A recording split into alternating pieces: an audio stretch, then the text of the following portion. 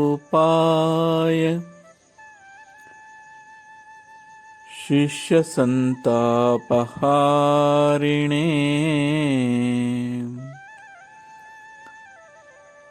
पूर्णानन्दबोधाय श्रीसद्गुरुवे नमो नमः।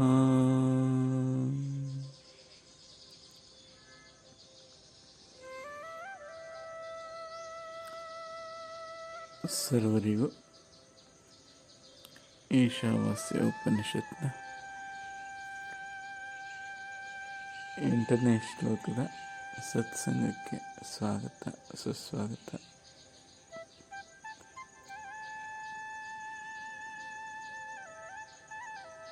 ಈಗ 8ನೇ ಶ್ಲೋಕದಲ್ಲಿ ಅದರ ಗುಣಲಕ್ಷಣಗಳನ್ನ ಹೇಳ್ತಾ ಹೋಗ್ತಾ ಇದ್ದಾರೆ.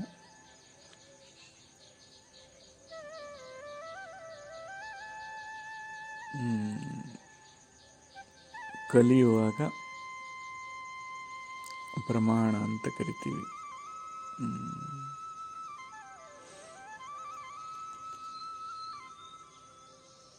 ಸೊ ಪೂರ್ವಿಕರು 6 ಪ್ರಮಾಣಗಳನ್ನ ಹಾಕಿಕೊಟ್ಟಿದ್ದಾರೆ.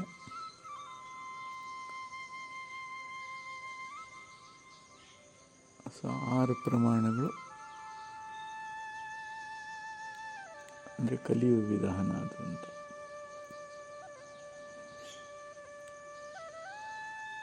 ಪ್ರತ್ಯಕ್ಷ,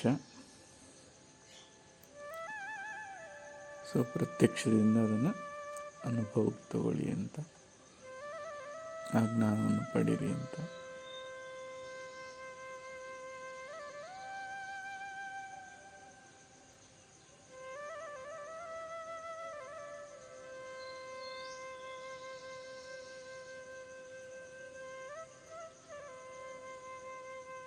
ಅನುಮಾನ, ಸೊ ಅದನ್ನು ಪ್ರಶ್ನಿಸ್ತಾ ವಿಧವಾಗಿ ತಿಳ್ಕೊಳ್ಳಿ ಅಂತ.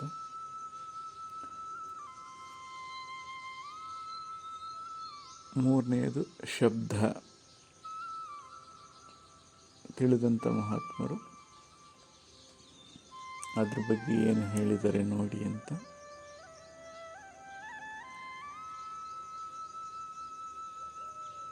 ನಾಲ್ಕನೆಯದು ಉಪಮಾನ, ಉಪಮೆಗಳು ಯಾವುದಕ್ಕೆ ಹೋಲಿಕೆ ಆಗುತ್ತೆ ಅನ್ನೋಂಥದ್ದನ್ನು ನೋಡಿ.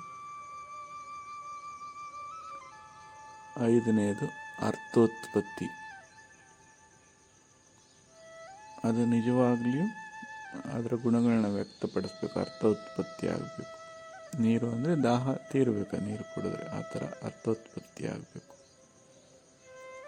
ಹಾಗೂ ಕೊನೆಯದಾಗಿ ಅನುಪಲಬ್ಧಿ, ಏನು ಅದರಲ್ಲಿ ಇರೋದಿಲ್ಲ ಅನ್ನೋದನ್ನು, ಯಾವುದು ಅದರಲ್ಲಿ ಇಲ್ಲ ಅಂತ.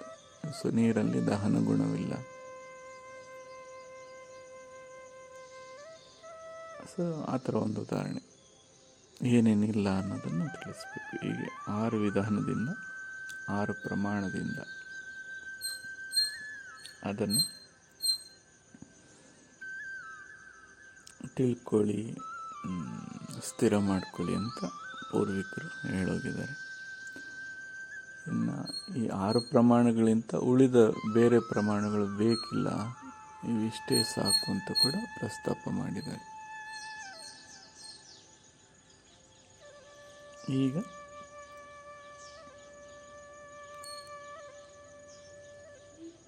ಇವು ಅನುಭಾವಿಕರು ನುಡಿದಂಥ ನುಡಿಗಳು, ಶಬ್ದ ಏನು ಹೇಳ್ತಾ ಇದ್ದಾವೆ, ಸೊ ಅದರ ಗುಣಲಕ್ಷಣಗಳನ್ನ ಹೇಳ್ತಾ ಹೋಗ್ತಾ ಇದ್ದಾರೆ.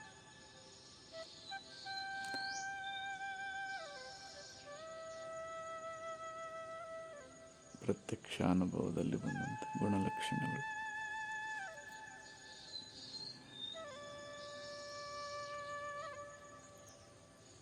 ಶ್ಲೋಕ ಉಚ್ಚಾರಣೆಯೇ ಬಹಳ ಕ್ಲಿಷ್ಟವಾಗಿದೆ.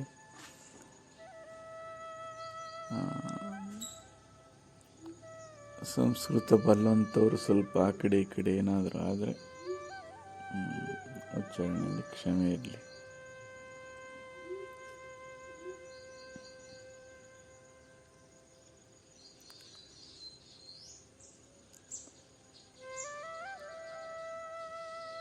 ಸ ಪರ್ಯಗಾಶ್ಚು ಕ್ರಮಕಾಯಂ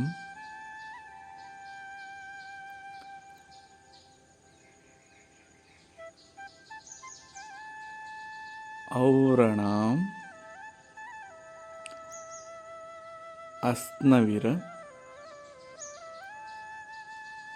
ಶುದ್ಧಂ ಅಪಾಪವಿದ್ಧಂ ಕವಿರ್ಮನೀಷಿ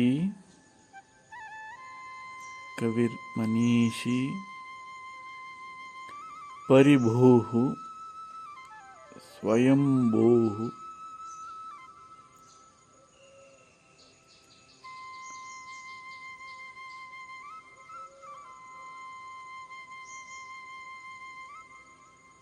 ಸ್ವಯಂಭೂರ್ಯ ತಾತತ್ಯಥೋ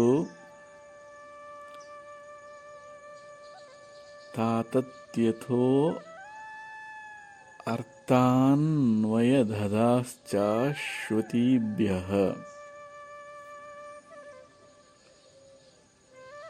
ತೋರ್ಥ ಅನ್ವಯದಧಾಶ್ಚ ಶ್ರುತಿಭ್ಯಃ ಸಮಾಭ್ಯಃ. ಭಾಳ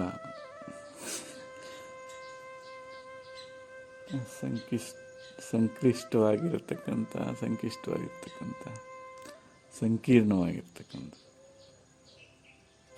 ಪದಗುಚ್ಚುಗಳು.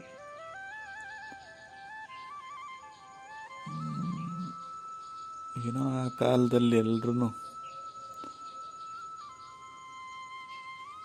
ಅದೇ ಅಭ್ಯಾಸದಲ್ಲಿ ಅದರಲ್ಲೇ ತೊಡಗಿದ್ರಿಂದ ಅವ್ರಿಗೆಲ್ಲ ಸರಳವಾಗಿರ್ತದೆ. ನಾವು ಈಗಿಲ್ಲ, ಇದು ಯಾವುದೂ ಇಲ್ಲದೆ ನಮಗೆ ಭಾಳ ಸಂಕೀರ್ಣ ಮತ್ತು ತುಂಬ ಕಷ್ಟವಾಗಿ ಕಾಣಿಸ್ತೇವೆ. ಇದ್ರ ಉಚ್ಚಾರಣೆನೇ ಎಷ್ಟು ಕಷ್ಟವಾಗಿದೆ.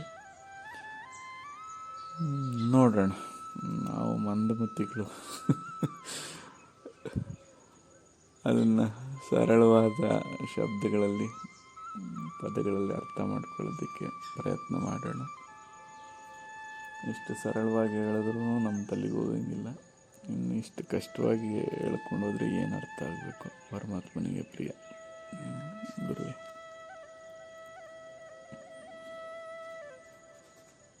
ಸ ಯಾವುದು ಹಿಂದೆ ಹೇಳಿದಂಥದ್ದು ಅಸತ್ಯ ಅಂತ ಏನು ಹೇಳಿದ್ವಿ, ಅದು ಪರ್ಯಗಾಶ್ಚು ವ್ಯಾಪಿಸಿದೆ, ಸುತ್ತಿದೆ, ಸುತ್ತಕೊಂಡು ಬಂದಿದೆ ಅಥವಾ ವ್ಯಾಪಿಸಿ ಬಂದಿದೆ.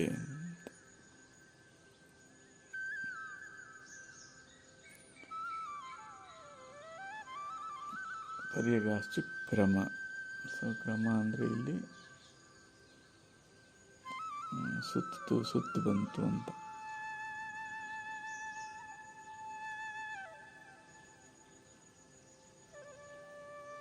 ಇನ್ನೊಂದು ವ್ಯವಸ್ಥಿತವಾಗಿ ಅಂತ ಕೂಡ ಅನ್ಕೋಬೋದು.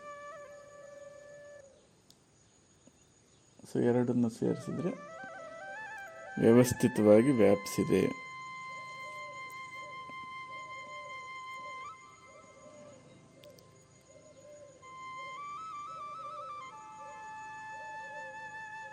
ಅಕಾಯಂ, ಸೊ ಯಾವುದೇ ಶರೀರವಿಲ್ಲ ಅದಕ್ಕೆ. ಔರಣಂ, ಔರಣ ಅಂದರೆ ಹೊದಿಕೆ ಅಂತ. ಹೇಗೆ ನಾವು ಮೇಲೆ ಬಟ್ಟೆಗಳು ಹಾಕ್ಕೋತೀವೋ ಅಥವಾ ಕಚ್ಚೆ ಉಟ್ಕೋತೀವೋ, ಆ ಥರ ಹೊದಿಕೆಗಳು, ತೆರೆಗಳು, ಮುಸುಕು ಅಂತ ಏನು ಕರಿತೀವಿ, ಅದ್ಯಾವುದು ಇಲ್ಲದೆ ಇರ್ತಕ್ಕಂಥದ್ದು. ಅಸ್ನವಿರಂ, ಅಸ್ನವಿರ ಅಂದರೆ ಈ ಹಿಡಿದಿರೋ ಅಂಥ ಕೋಶಗಳು ಅಥವಾ ಬಂಧಿಸುವಂಥ ವಸ್ತುಗಳು. ಹೇಗೆ ಅಸ್ಥಿಯನ್ನು ಈ ಮಾಂಸಗಳು ಬಂಧಿಸಿಡ್ತದೋ, ಚರ್ಮ ಮಾಂಸವನ್ನು ಬಂಧಿಸಿಡ್ತದೆ, ಹಾಗೆ ಹಿಡಿದಿಡುವಂಥದ್ದು. ಆ ಹಿಡಿದಿರದೇ ಇರೋವಂಥದ್ದಕ್ಕೆ ಅಸ್ನವಿರ ಅಂತ ಕರಿತೀವಿ. ಸೊ ಯಾವುದರಿಂದನೂ ಅದು ಹಿಡಿದಿಟ್ಟಿಲ್ಲ, ಬಂಧಿಸಲ್ಪಟ್ಟಿಲ್ಲ ಅನ್ನೋಂಥ ಅರ್ಥದಲ್ಲಿ ಗ್ರಹಿಸಬೇಕು. ಶುದ್ಧಂ, ಸೊ ಶುದ್ಧಕ್ಕೆ ಅರ್ಥ ತಾನು ಯಾವುದಕ್ಕೂ ಮೆತ್ಕೊಳ್ಳೋದಿಲ್ಲ, ಯಾವುದನ್ನು ಮೆತ್ತಿಸ್ಕೊಳ್ಳೋದಿಲ್ಲ, ಅದಕ್ಕೆ ಶುದ್ಧ ಅಂತ ಕರೀತಾರೆ. ಅಪಾಪವಿದ್ಧಂ, ಸೊ ಇಲ್ಲಿ ಕ್ರಿಯೆ ಕರ್ಮಗಳಿಂದ ಸ್ಪರ್ಶಿಸಿಲ್ಲ ಅಂತ. ಸೊ ಇದು ಮಾಡಿದ್ರೆ ಪುಣ್ಯ, ಇದು ಮಾಡಿದ್ರೆ ಪಾಪ. ಸೊ ಆ ಪಾಪಗಳಿಂದಾಗಲಿ ಪುಣ್ಯದಿಂದಾಗಲಿ ಅದು ಸ್ಪರ್ಶಿಸಲ್ಪಟ್ಟಿಲ್ಲ.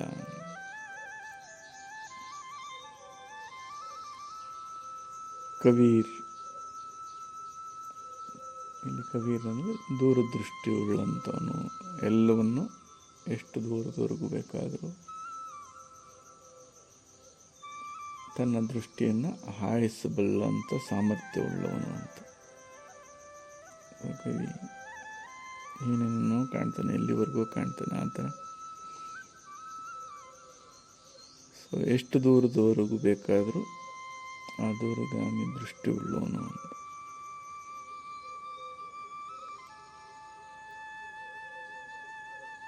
ಸೊ ಇಲ್ಲಿ ಒಂದು ಅನುಮಾನ ಇದೆ, ಅಮರ್ನೇನಿಷಿಯೋ ಇದು ಅಥವಾ ಮನೀಷಿಯೋ ಅಂತಕ್ಕಂಥದ್ದೊಂದು. ಎರಡೂ ಹೌದು.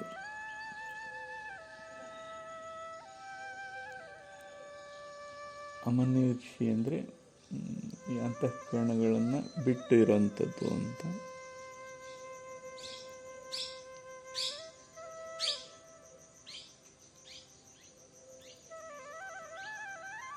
ಮನೀಷಿ ಅಂತ ಅಂದರೆ ಸರಿ ಅದೆಲ್ಲದಕ್ಕೂ ಚಾಲನೆಯನ್ನು ಕೊಡುವಂಥದ್ದು, ಪ್ರೇರೇಪಿಸುವಂಥದ್ದು, ಅವುಗಳಿಗೆ ಕ್ರಿಯೆಯನ್ನು ಕೊಡುವಂಥದ್ದು ಅಂತ ಕೂಡ ಭಾವಿಸ್ಬೋದು ಇದನ್ನು. ಪರಿಭೂಹು, ಸೊ ಎಲ್ಲದಕ್ಕೂ ತಾನು ಸರ್ವಾಧಾರವಾಗಿದೆ.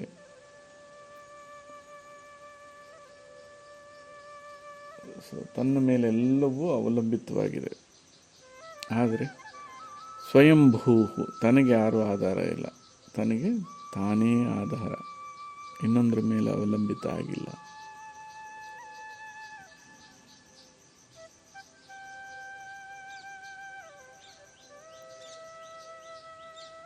ಸೊ ಇಷ್ಟು ಲಕ್ಷಣಗಳನ್ನು ಹೇಳ್ತಾ ಇದ್ದಾರೆ.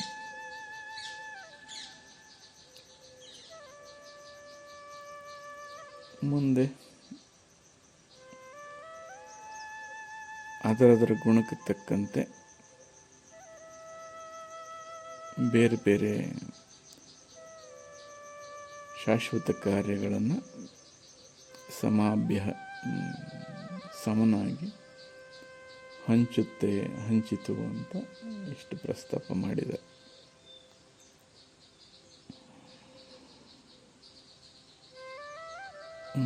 ಶಬ್ದಗಳನ್ನ ಬಿಡಿಸಿದ್ರೆ ಏನು ಅಷ್ಟು ಕ್ಲಿಷ್ಟ ಇಲ್ಲ, ಸರಳವಾಗೇ ಇದೆ. ಆದರೆ ಈ ಕಾಲಘಟ್ಟಕ್ಕೆ ಸರಳಾತಿ ಸರಳವಾಗಿ ಅದನ್ನು ಬಿಡಿಸಿ ಹೇಳೋವಂಥವ್ರು ಅಥವಾ ಅದರ ಅಗತ್ಯ ಇದೆ, ಅದನ್ನು ಇನ್ನಷ್ಟು ಸಂಕೀರ್ಣ ಮಾಡುವಂಥ ಆಗಿರಲಿಲ್ಲ. ಆದರೆ ಈಗ ಆಹಾರ ಸಿದ್ಧ ಮಾಡ್ಕೊಳ್ಳೋ ಸಾಮರ್ಥ್ಯ ಇತ್ತೇನೋ ಅವ್ರಿಗೆಲ್ಲ. ಆಗ ನಮಗೀಗ ಸಿದ್ಧ ಮಾಡಿ ಉಣಿಸೋವಂಥ ಅಗತ್ಯ ಇದೆ. ಆಯಿತು, ಬಹಳ ಚೆನ್ನಾಗಿ ಹೇಳಿದ್ದಾರೆ.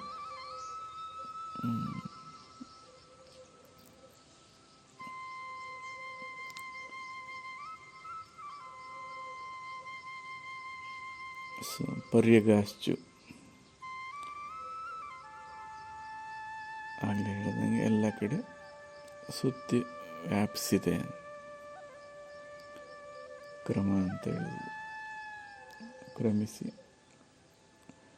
ವ್ಯಾಪಿಸಿದೆ, ಎಲ್ಲ ಕಡೆ ಸುತ್ತು ಬಂದಿದೆ.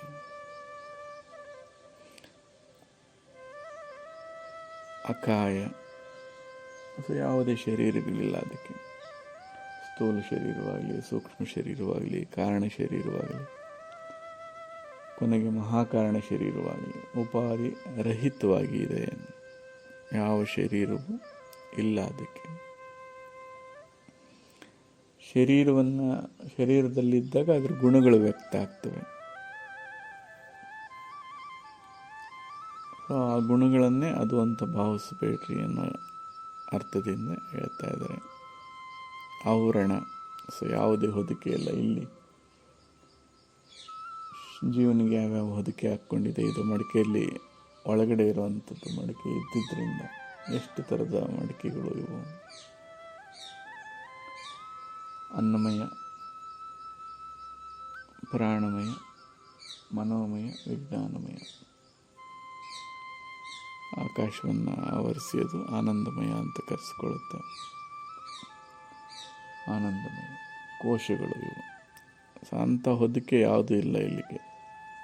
ಆವರಣ ಅಂತ ಲಂಗೋಟಿ ಅಥವಾ ಪುಟ್ಟಕೋಸಿಯನ್ನು ಕಟ್ಟಿಕೊಂಡಿಲ್ಲ.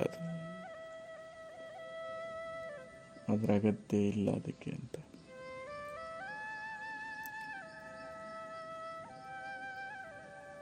ಅಸ್ನವಿರಂ, ಇಷ್ಟರಲ್ಲೇ ಹಿಡಿದಿಡೋವಂಥದ್ದು ಅಥವಾ ಅಷ್ಟರಲ್ಲೇ ಬಂಧಿಸುವಂಥದ್ದು ಅದ್ಯಾವುದೂ ಇಲ್ಲ ಅದಕ್ಕೆ. ಅಂದರೆ ಕೆಲವೆಲ್ಲ ಬಳಸ್ತೀವಿ, ಹಿರಣ್ಯ ಗರ್ಭ ಅಂತ. ಹಿರಣ್ಯ ಗರ್ಭನಲ್ಲಿ ಬಂಧಿಸುವಂಥದ್ದು, ಆಕಾಶದಲ್ಲಿ ಬಂಧಿಸುವಂಥದ್ದು, ಅಥವಾ ಶರೀರದಲ್ಲಿ ಬಂಧಿಸುವಂಥದ್ದು, ಅಥವಾ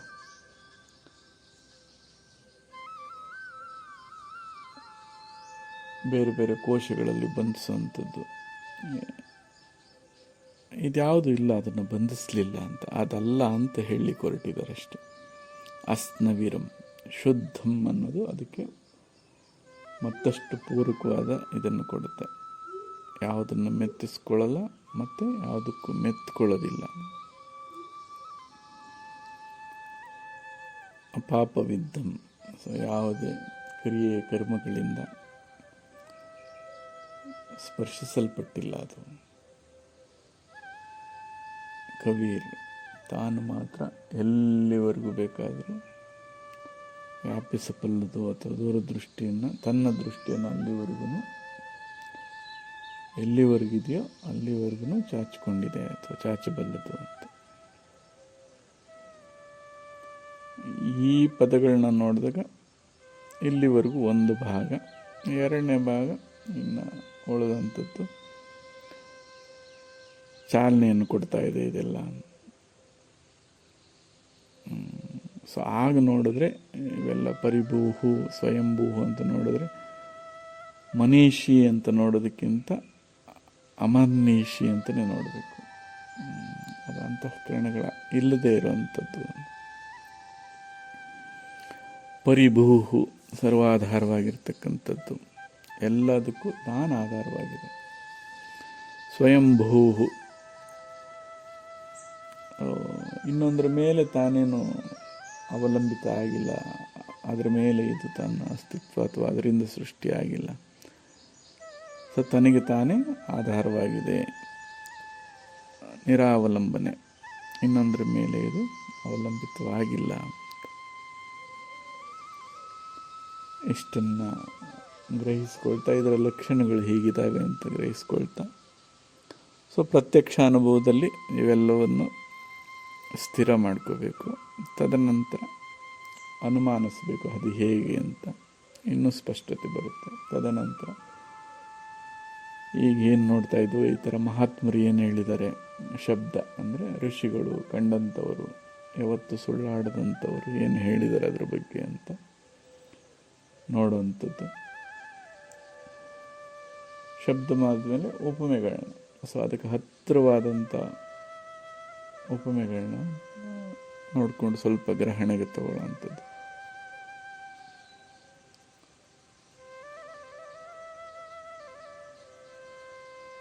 ಉಪಮೆಗಳು ಅರ್ಥವನ್ನು ತರ್ತಾ ಇದೆಯಾ, ಅರ್ಥೋತ್ಪತ್ತಿಯನ್ನು ಮಾಡ್ತಾ ಇದೆಯಾ ಅಂತ ಆ ಪ್ರಮಾಣದಿಂದ ಅದನ್ನು ಗ್ರಹಿಸೋದು. ಕೊನೆಗೆ ಅನುಪಲಬ್ಧಿ, ಏನಿಲ್ಲ ಅದರಲ್ಲಿ ಅನ್ನೋದನ್ನು ಸ್ಥಿರವಾಗಿ ಪ್ರಶ್ನಿಸಿ. ಈಗ 6 ವಿಧಾನವಾಗಿ ಈ ಪ್ರಮಾಣಗಳನ್ನು ಬಳಸಿ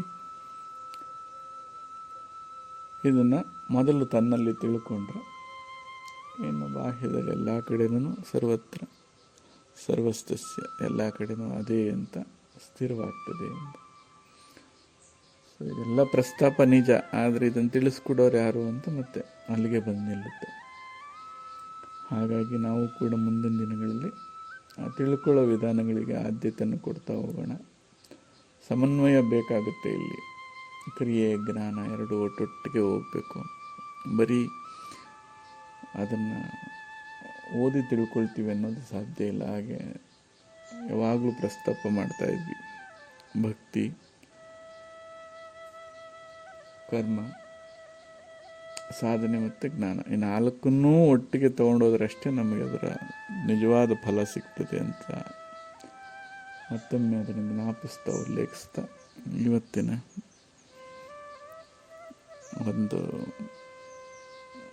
ಸತ್ಸಂಗ ಅಥವಾ ಇದರ ಈಶಾವಾಸ್ಯ ಉಪನಿಷತ್ನ ವಿವರಣೆಯನ್ನು ಇಲ್ಲಿಗೆ ಸಮಾಪ್ತಿ ಮಾಡಿಕೊಳ್ಳೋಣ. ಮತ್ತು ಮುಂದೆ ಏನು ಅಗತ್ಯ ಇದೆಯೋ ಅದ್ರ ಕಡೆ ಹೋಗೋಣ. ಸಾಕಷ್ಟು ಸಂಕೀರ್ಣ ಮಾಡಿಕೊಂಡು ಅಥವಾ ಸಂಕೀರ್ಣವಾಗಿ ಅದರ ಕಲಿಯುವಂಥ ಅಗತ್ಯ ಈ ಕಾಲಘಟ್ಟದಲ್ಲಿ ಇದೆಯಾ ಅಂತ ಪ್ರಶ್ನೆ ಮಾಡ್ಕೋಬೇಕು. ಎಷ್ಟು ಸರಳನೋ ಅಷ್ಟು ಸರಳವಾಗಿ ಸರಳ ವಿಧಾನಗಳಿಂದ ಕಲ್ತ್ಕೊಳ್ಳೋಣ ಅಂತ ಹೇಳ್ತಾ ಇವತ್ತಿನ ಸತ್ಸಂಗವನ್ನು ಇಲ್ಲಿಗೆ ಸಮಾಪ್ತಿ ಮಾಡೋಣ. ಶಾಂತಿ ಮಂತ್ರದೊಂದಿಗೆ.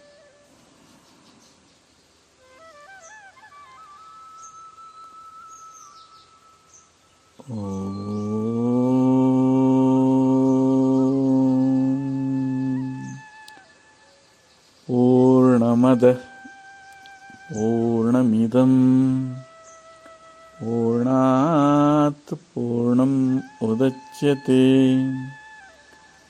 पूर्णस्य पूर्णम् आदाय पूर्णम् एवावशिष्यते.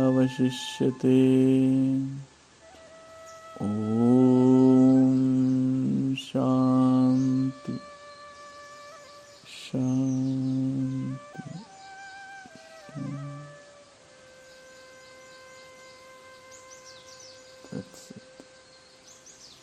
ಮತ್ತೆ ಸಿಗೋಣಪ್ಪ. ನಮಸ್ತೆ. ಶುಭವಾಗಲಿ.